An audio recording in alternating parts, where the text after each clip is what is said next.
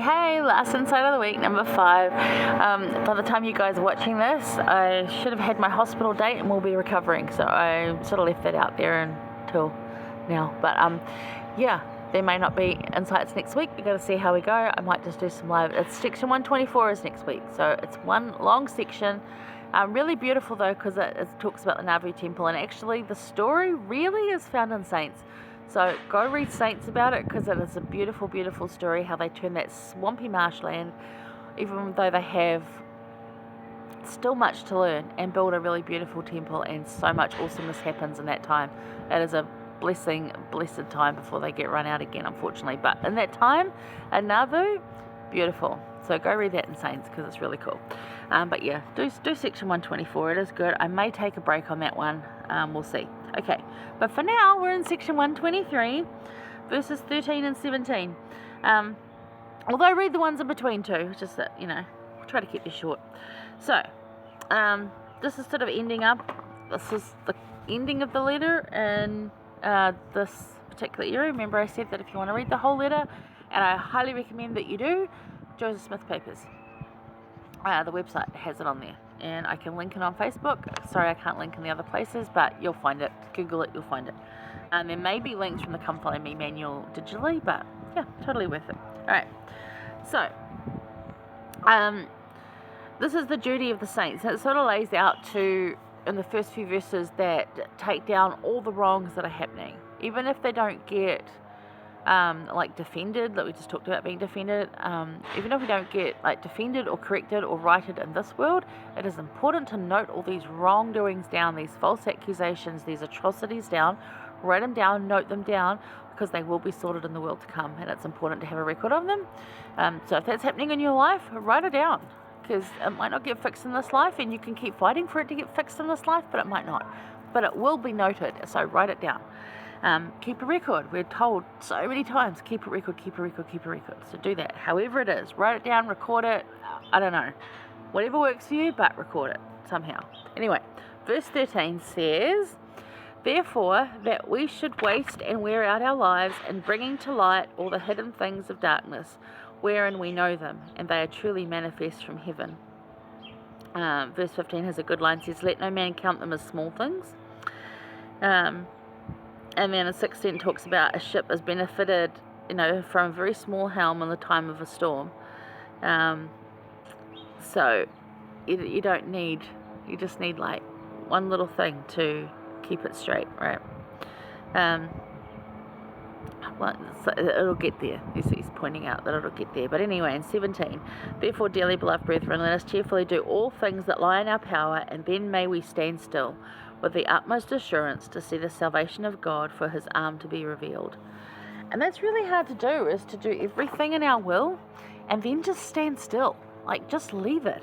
It's really, really hard to do that. I've had it several times in my life where I've desperately wanted more done, and I've needed more done, and I cannot do anything about it. And it is so frustrating. Again, that infuriating frustration. And unfair. So unfair. Yet, I have recently just seen progress with my dad's estate, so I know that if I do all that I can and then leave God to just take care of it, to stand still and let him take care of it, it'll be taken care of. And again, not always in this life, but he will take care of it in some way, somehow. He does that. But more importantly, I love in 13, interesting, it says, "How are you wearing out your life?" What are you doing in your life? If you're going to wear your life out, if you're going to run your life out, if you're going to spend your time, what are you spending your time doing?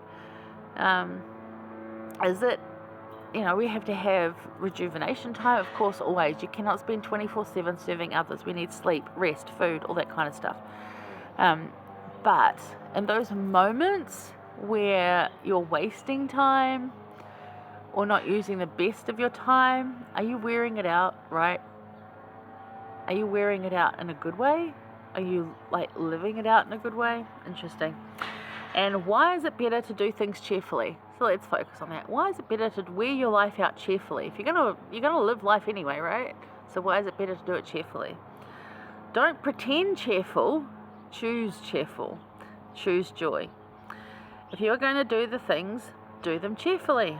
The difference to your soul and the world around you may seem small, yet over time it's a huge difference. It makes such a difference to have that better attitude as you go about the day, to look for those moments of joy and goodness, to pause and just, watch the clouds or smell the flowers or whatever. There is wisdom in those recommendations. Just pause. Don't be so concerned with every little household thing. Spend time with your kids. They grow up way too fast. There's so many different things. While you go back to Mary and Martha, and while Mary sat there and listened to the Lord, and Martha was like, I better get the dishes done, I've got to do that. Some things can wait, and it is good to go about serving. Martha was doing good stuff. She was not being picked on. A lot of people think she was being told off. She wasn't.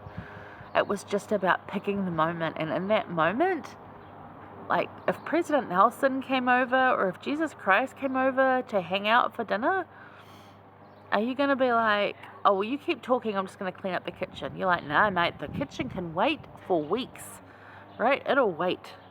We'll deal with that later. Right now, I want to sit here and listen to what you have to say. I want to talk with you. So it's about picking the moments. So yes, your lawns will need mowing. Yes, your dishes will need doing. But pick the moment. And that's part of organizing and preparing life. It's wearing it out in a good way. So getting these things done in such a manner that you have time to be with the Lord, have time to focus on the Lord. You make that time work so that everything else falls into place better, and I promise you that it does.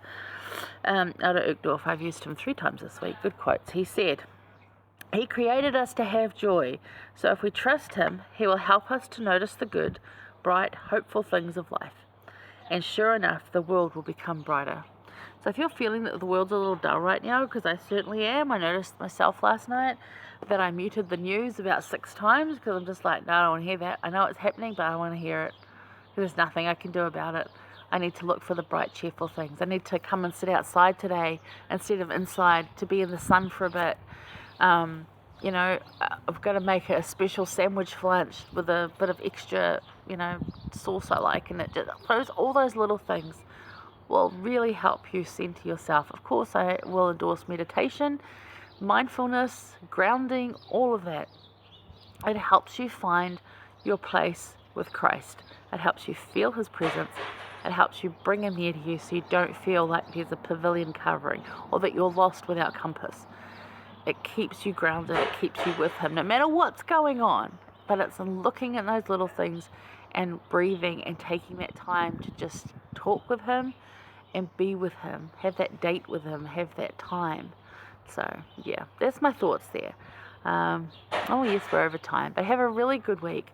I know I'll be okay. I will see you, maybe not next week, but maybe the week after. We'll see. I'm sure I'll do some little live things and some little updates, but I'm really grateful, and I know the Lord is with me as I head into this time. And it's not going to be easy, but I also know that I can do it. I have courage, and I'm valiant, and it will be a struggle, and it will probably cause scarring on my soul, but I'm tough because the Lord is with me. So there you go. All right. Hope you're well. Love you guys. Mwah. See ya.